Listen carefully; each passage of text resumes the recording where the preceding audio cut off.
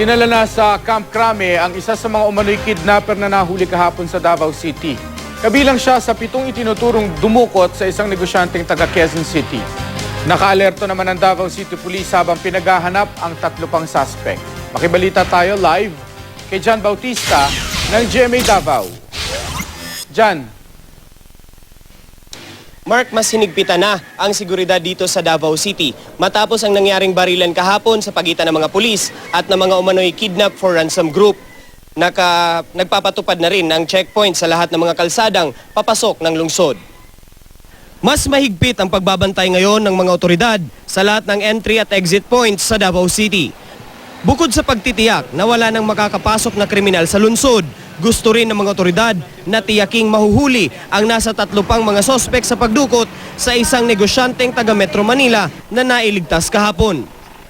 Hindi raw hahayaan ng Davao City Police Office na makalabas ng lungsod ang mga sospek hanggat hindi sila nahuhuli. Nag-set up kami ng mga checkpoints sa exit points ng Davao City. Hanggang ngayon, hinahanap pa namin yung mga nakatakas kahapon na sasakyan.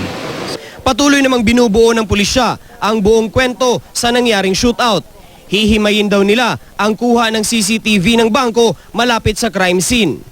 Doon daw nag-withdraw ng pera ang biktima para sana magbayad ng ransom sa mga sospek pero napigilan ito.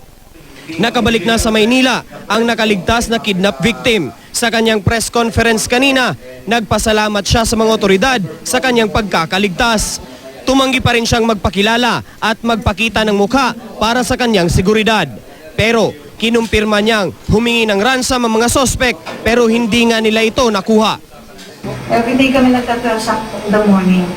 So, kinabukasan na naman, hiintay ko naman kung pwedeng ibigay doon sa tawad. Dinala na rin sa Metro Manila ang isa pang sospek. Nahuli siya kahapon matapos ang shootout. Diniretso siya sa PNP Anti-Kidnapping Group kagabi sa Camp Crame. Paglilinaw ng otoridad, 7 lang ang sospek sa kidnapping. 3 sa kanila ang hinahanap pa rin. 3 ang napatay sa barilan kahapon.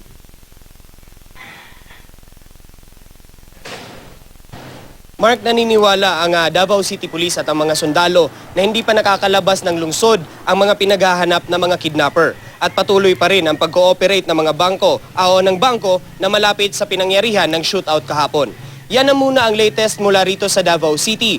John Bautista, Nagbabalita, Pilipinas.